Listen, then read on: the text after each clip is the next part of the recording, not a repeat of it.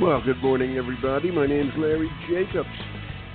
This is Pre-K-12 Education Talk Radio the day before Valentine's Day, February 13th, 2024. And we've got a very serious subject we're going to be talking about today with Dr. Luke Berryman. And Luke is a Chicago-based writer and an educator who founded a group called the Ninth Candle. And the Ninth Candle is a Holocaust education program and an anti-Semitism education program for, I believe, K-12. It might be for higher grades. I'm going to ask Luke about that. Okay. It's a difficult subject to teach. I know that. Okay. It's hard to explain to people, especially considering today's headlines, as I've written here on the site. But it is important that we know what happened, that we teach it, that we talk about it, for context in today, for everyone, including students, and for an understanding of why all this is happening and what's going on. So Luke's going to bring us a lot of great information and a great program of education that may help teachers, explain this to students all across the country. And as I say, it's important today. Things are happening out there. We got to be careful about it. We're going to archive the show over at ace-ed.org. That's our American Consortium for Equity in Education. And I hope you go over there. Everything's over there for you, including our magazine, which is the online journal, Equity and Access. You can just go over there, click on the cover, read through the magazine. It's a pretty good issue. All about our Equity Awards winners in K-12 across the nation. And our Equity Awards program is over there, as well as all the podcasts we do like this one. They're all archived at ace-ed.org. So go over and look at what we're doing, and we appreciate that. And tell your friends. And without further ado, instead of saying adieu, I'll say good morning. Good morning, Luke. Good morning, Larry here. Good morning. Thank you so much for having me on the show. No problem. Hey, Luke, are you on a speakerphone? No, I'm not on a speakerphone. Oh, good, because I was having just a little bit of trouble hearing you. I always like to ask that question if that's the case. Just make sure you're talking right into your phone. Okay, because sometimes people just want to get comfortable, have that cup of coffee. I get it, but I always like to make sure people can be understood fully. Luke, okay, you're founder CEO of the Ninth Candle. Tell us about that. And tell us what the origin of the name of the group is, and then we'll talk about what you guys do. Oh, Go yeah. for it, Luke. Out in Chicago, my old stomping grounds. Go ahead. Yeah. The Ninth Candle is a non-profit organization. Founded in 2020, and we work with schools across the United States to help them improve the way that they teach the Holocaust. We do that through two streams. One is by working with teachers to build educational programs for their students, and the other stream is by working with administrators and teachers also to build professional development programs for their faculty. So as for the name, we're not a religious organization. Right. We are not seeking to convert anybody, but we are also inspired by Jewish culture and history and wisdom. And so when we were looking for our name, there is a ninth candle on the Hanukkah menorah. Its job is to be used to light all of the other candles. It is not a sacred candle, unlike the others. It is not a part of the Hanukkah festival. Its only job is to bring light. And that stood out to us when we were looking for a name, and so the ninth candle was born.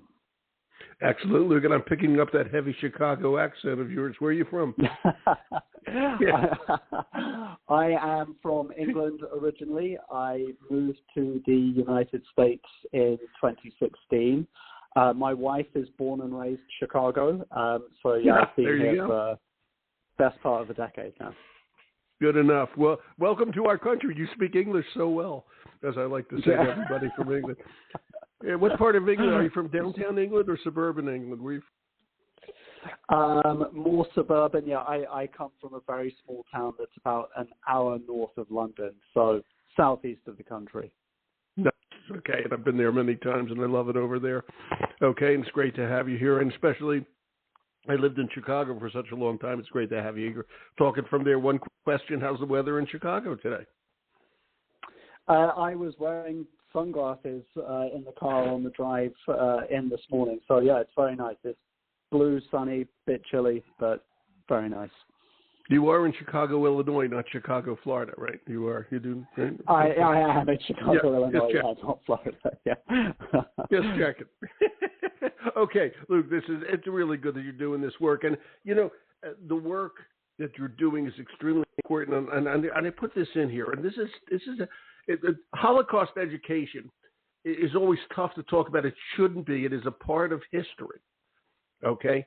And so, but teachers still have trouble with it because it's very, very rough, and it's very hard to get people an understanding of how impactful it was. Okay, the Holocaust. Right. Okay, and how it's hard to do, and I know you're familiar with that old documentary called Paper Clips. You're familiar with that, I assume. Mm-hmm.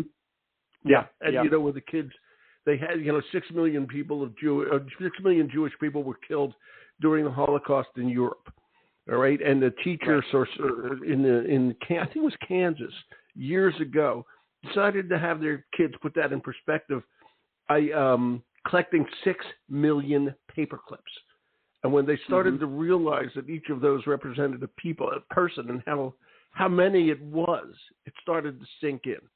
Okay, and I remember watching that documentary, and anybody who hasn't seen it, it's just absolutely astounding when you start talking about numbers.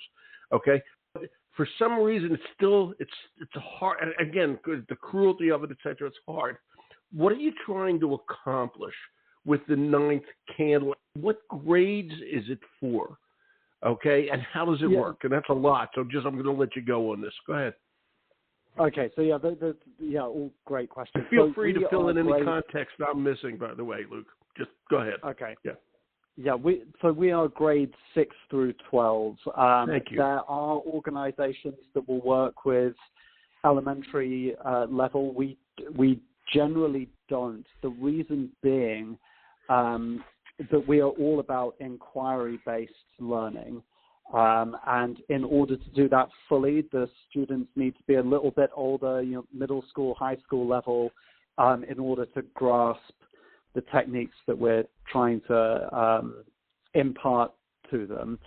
And so, as for the material, I mean, yes, it's very challenging, obviously, for anyone to get their head around, right? For adults, absolutely, let alone for children. But I think for us, through the emphasis on inquiry-based learning, what we're trying to do is help the students to understand how and why this event happened in the time and place that it did. I think it's very easy for educators to fall into the trap of trying to elicit an emotional response from their students with this material, and that's understandable. Maybe they read a novel like The Boy in the Striped Pajamas or something like that, and it gets them very overwhelmed.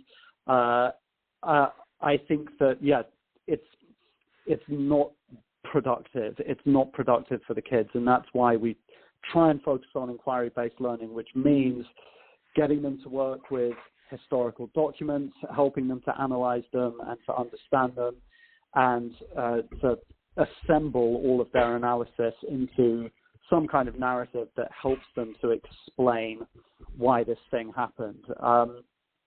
In terms of our programs and how we work, one of the reasons that I founded the organization is because I was really dissatisfied with the old-fashioned idea that you can just write a lesson plan and then distribute that lesson plan to every school in the U.S. and expect that it's going to go well. I think the landscape of Holocaust education in the country is so uneven that what works in a school that, is near to a fantastic Holocaust museum and that has a survivor come and talk to them every Holocaust Remembrance Day, and that maybe has connections with the local synagogue and a reasonable Jewish community, what works for that school is not going to work for a rural school that has no access to a museum, that has no Jewish community. And so what we do instead, rather than this one-size-fits-all approach, we speak to the teachers. We want to know what they've been doing with their students, why they want to teach the Holocaust, what they're hoping to achieve by teaching the Holocaust. We want to know a bit about them and their interests, and we want to know a bit about the kids that they have in their classroom. And then once we have that information, we start to build a tailored program that is designed specifically for them. So it means that the schools that we work with, it tends to have a really deep impact because each school comes away with the feeling that this program really belongs to us, and we had a voice, we had a say in how it was put together. So that's what we do. Well, so you would go in and the students, the teachers themselves would help you build this program, okay, based taking your knowledge and putting it together with theirs. Okay, so it's not and I live in rural Maine, okay? I live about an hour northwest of Portland. It's a pretty rural community, okay, and a very small Jewish community, very few Jewish people here in the town. Okay, but this is important for them. If you came into a district like mine, okay, which is a lovely community, okay, what would happen? How would you go about? What questions would you ask? So question number one is, have you taught the Holocaust before? And if the answer to that question is yes, then I want to learn about what's been done in the past. We have worked with schools in rural communities all over the country, and it's really wonderful when you find that there are plenty of teachers out there who have fairly deep subject knowledge with this particular topic and this material, and that then is an opportunity to lean on their expertise and bring them into the conversation. If the answer to the question is no, and we've not taught this subject before, and I don't really know what I'm doing with it, then we will talk instead about, well, why do you want to do this at all? What are you hoping to achieve by teaching it? What are your broad overarching goals? And then we can start putting together an introductory course for their students, which will fill as much time as we're allowed. Some schools will want a whole sequence of lessons that will, last for weeks. Other schools will just want to do this in one hit, in one assembly, one morning, and we will work with whatever we're given. And Luke, that's interesting. I hadn't even thought about this as an assembly program. That didn't even enter my mind. I was thinking about it as kind of a social studies classroom experience, okay, or maybe a multidisciplinary experience. And counting to 6 million is mathematically something interesting. Okay, and so it's literally an interdisciplinary experience. But what do you find? Do you find that they're doing it more in classrooms, or they're doing it more in assemblies these days? I just want to get that out for everybody. I mean, certainly for us, our preference is always to be in the classroom, and it really varies. I think that there are probably more schools that reach out to us than not are interested in something that's classroom-based, but equally, if a school comes to us and for whatever reason they're really keen to do one of our programs, but they've only got 90 minutes for it, and an assembly is the only format they can do, we will still work with them. We never turn people away. That's fine. You should. Yeah, we want to start from a position of respect for teachers and schools, and I think it does have to be respected that teaching is one of the most overworked professions in the contemporary world, right? Teachers are very busy people, schools are busy places, and sometimes the reality is that these things have to be done in a short spell of time, and we will do an assembly, maybe it becomes the foundation of a relationship, we go back the next year and do something a bit longer. We always have our eye on the longer game. Right, and as well you should. And Luke, let me ask you this, okay? When you say Holocaust education, okay, I know that's what you're doing, but there's an awful lot of anti-Semitism. Well, you got to put that in perspective, but it's on the rise for some crazy reason. Okay, and I'm not talking about October 7th in Israel, because that's just a short period, although that's not helping. Okay, no matter how you do it. And again, Holocaust education puts that, if I may, into perspective. Okay, an Israeli mentality, you have to put all that together. Well, as you look at this and as you're learning and all that sort of thing, and this is going to be an odd question, okay, should Holocaust education, all right, be a thing? And when you teach it, and I'm asking it this way, okay, there are other ethnic groups, and everybody knows this. I was just talking to somebody on an earlier show about Rwanda. They had a genocide, 25, 30 years ago. Okay, and how do you want to approach this? I mean, Holocaust.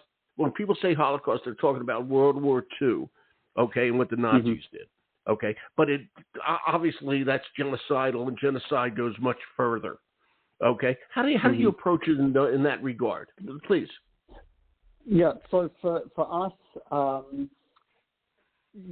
if you're seeking to understand how and why the Holocaust happened, in the time and place that it did, then you have to also understand the history of anti-Semitism, where it was born, and how and why it came into being, and then how and why it became the centerpiece of Nazi ideology and why it drove everything that they did. So I find that anti-Semitism it's fundamentally illogical, and that's what we try and encourage. Of course, it is. To see. In the anti-Semitic imagination, Jews are both very rich and very poor. They are in charge of society, but they're also trying to bring society down. They are very weak, but they also have these kind of freakish superpowers. And when you expose this and you just hold it up for kids to see, they realize for themselves that, this doesn't make any sense. This doesn't make any sense. It's completely illogical. So, we don't go in preaching about the wrongs and hatred and the senselessness of hatred and so on and so on, although all of that is self-evident, and I understand why people do it. It's not our approach. We instead want to say to the kids, to invite them, come and have a look at this and realize for yourselves how little sense it actually makes. And once they've realized and the kind of dark mystique of anti-Semitism falls away, you can see their minds opening and, maybe beginning to embrace Jewish culture and Jewish wisdom and Jewish history as something that they are interested in and something that they want to support. So that's how we tackle that problem. And it's astounding. And I have to ask, what's the reaction of both teachers, okay, and I'll say the community, but also more importantly, students? You go into a school district, okay, you talk to them about this, and again, in rural areas, people don't interact with a lot of Jewish people because most Jewish people aren't in rural areas. They tend to be a little more urban, if I may stereotype just a little bit. Okay, so I'm curious, what's the reaction as you go through this? I mean, it's easy to hate people you've never seen. Okay. Well, go ahead. Students love it. I think students love being told, that today we're going to do what professional historians do. I'm going to show you professional techniques. We're going to be using primary sources and original documents, and then it's on you to be the professors here and to analyze this stuff and to put it all together and to tell me what's going on. They love that approach. Yeah. They love being given that responsibility. And I think you steer them toward a conclusion, you help them along the way. But if they feel like they own it, if they feel like they have reached this conclusion by themselves, it's so much more impactful than just going in and telling them, this is what you should think. And, even if it's done with the best will and the best intention and with all of the right motives, I think that technique, just going in and telling them, it does not work.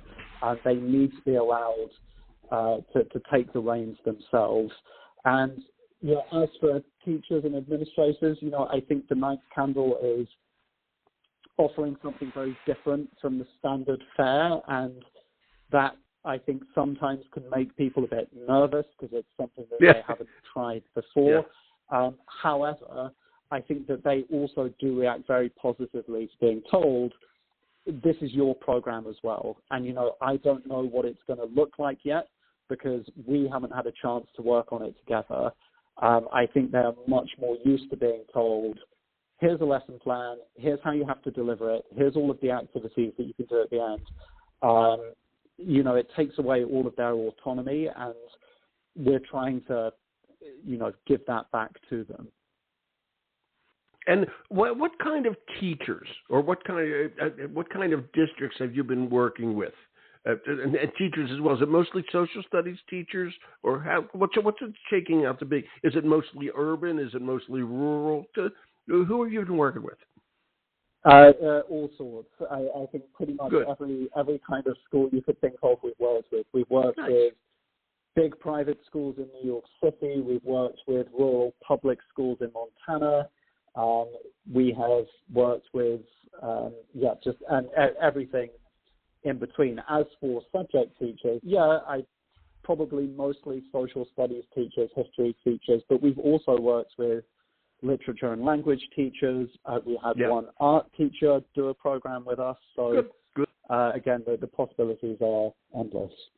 Well, they are endless, and I'm going to say this, and I'll say this again, and again, I was an old social studies teacher, emphasis on old, okay? But this is an interdisciplinary subject, okay? It's not a social studies subject. This is an interdisciplinary subject, okay? And if approached right, it can be approached with younger kids, okay? Because you want to teach that it's a program against hate, okay? And in this day and age, this is really what we need. And Luke, what's your background?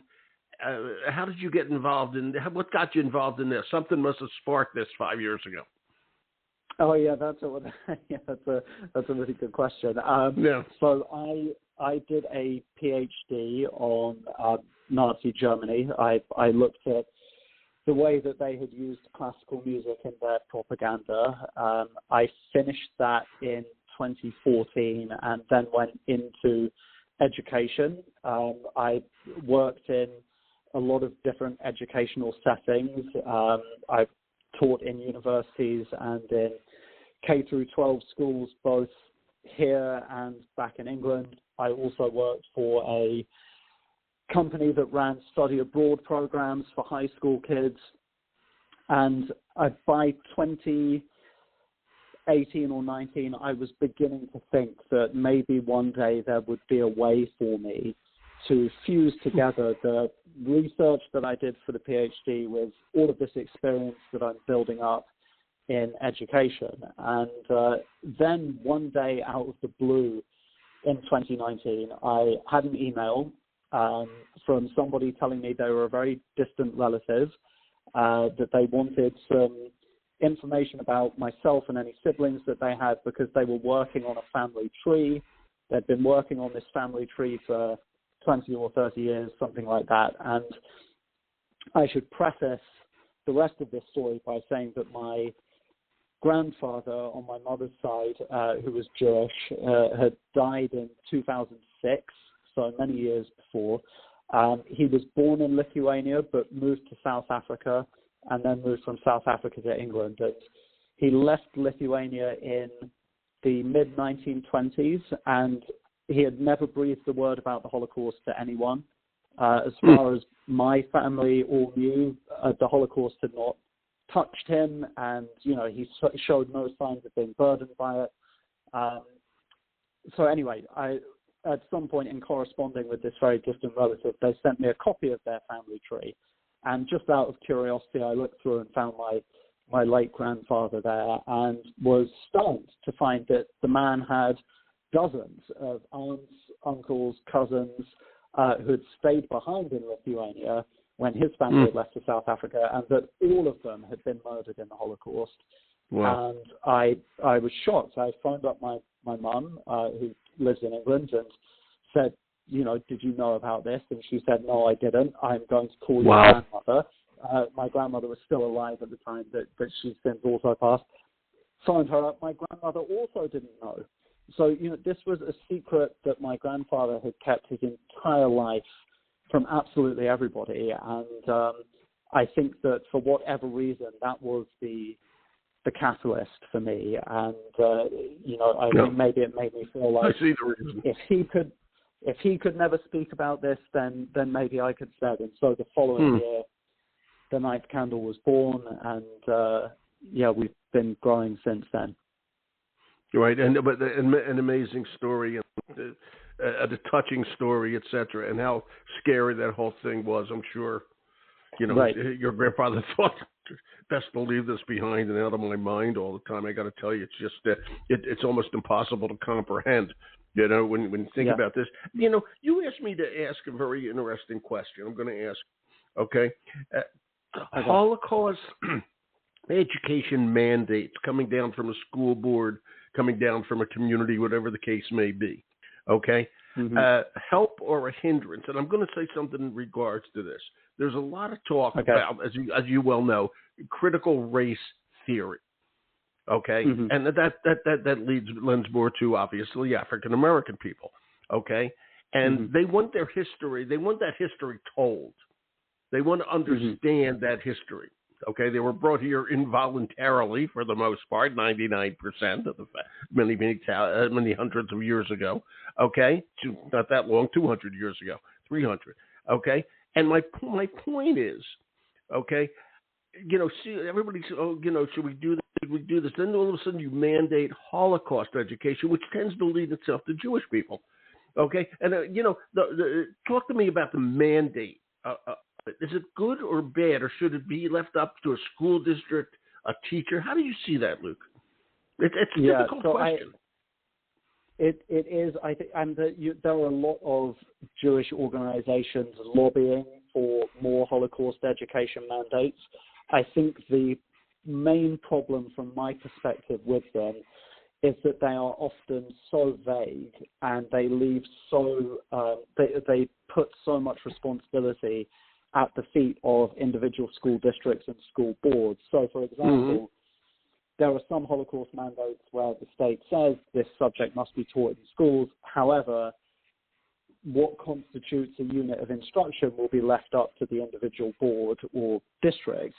Now, that means that if you have a board that's maybe reluctant to do this subject, or not even reluctant, but maybe just scared of getting into it because of all of the issues that come along with it, they may just say, well, okay, as long as the teachers show the kids Schindler's List, or as long as they take them to the local Holocaust museum for a one-day field trip, the mandate will be fulfilled. And then suddenly you realize that this mandate that you've been lobbying for all along is now going to prevent schools, or certainly give them a tool for saying we don't need to engage with this any further. Sometimes they are a hindrance. I think for me, the reason to learn about the Holocaust is its uniqueness. I think that it poses a unique challenge to our understanding of what it means to be human, and a unique challenge to our concept of culture and civilization and everything else. That's right. And that means that this subject is relevant for everyone, no matter their background, where they are in the country. Everybody can get something from studying this subject, and that's why we're trying to bring it to as many schools as we can. Right, and I just want to say that the Germans of the German people of the 1920s, 1930s were some of the early 20th century were some of the most sophisticated, well-educated, well-cultured people. Okay, look what happened to that country. Okay, you're not talking about a bunch of Neanderthals, although that is in Germany. Okay, but you're not talking about a bunch of cave people that emerged and suddenly acted uncivilized. You're talking about one of the most civilized countries in the world. Okay, and if it can happen there, it can happen anywhere. All right, and we've let it happen. To African American people, okay, over the course of thousands of years, and it happened specifically to Jewish people, okay, in Europe. And it's affecting us today because we bounce around the subject. That's the problem with people who are against teaching the African-American experience as well as teaching this. This stuff you can't dance around this. This is our responsibility. That's it. Yes, no, I completely agree. And, I think, that it taps into something really interesting, another kind of common issue with Holocaust education, that, if a teacher is just showing the kids a movie like Schindler's List or Boy in the Striped Pajamas or any of those other ones, that there's an issue with how both Jews and Nazis are represented on screen. And the way in which the Nazis tend to be represented on screen is as these completely inhuman monsters. Now, I obviously understand the reason for that. However, one has to take a moment to think about the impact that that's going to have on a 13 or 14-year-old student. If they can look at the screen and see that person and say, well, this person's barely even human, and I'm certainly nothing like them, then they're going to struggle to take away any lessons for their own life. Whereas if you go into inquiry-based learning and ask those kind of questions, like how did this great civilized nation, which was at the seat of European culture and philosophy centuries, how did those people end up committing these crimes? And let's get into understanding the process and how this actually came about. The lessons that they pull from that approach are far deeper and more impactful for them. Right. It's just so important what you're doing. How are you getting the word out, Luke? How do you get in touch with schools and find them and all that? So through a variety of means, we try to stay as active as we can on social media. We have a website that folks can visit. We sometimes contact schools directly. Other times schools will contact us.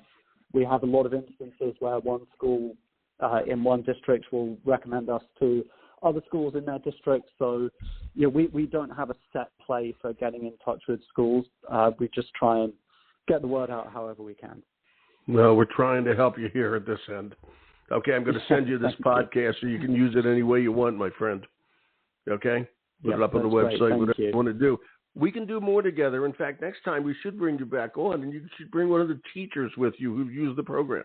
Would you like to do that? Yeah, that'd be great. Yeah, absolutely. Good. Let's plan on it. Okay, we'll make that happen. Okay, this is good stuff, Luke. And it's extremely important in this day and age. We're at February 13th, 2024. Okay, and everybody knows what's going on. Okay? It's a tough world out there, but we got to look at it straight in the eye. Okay?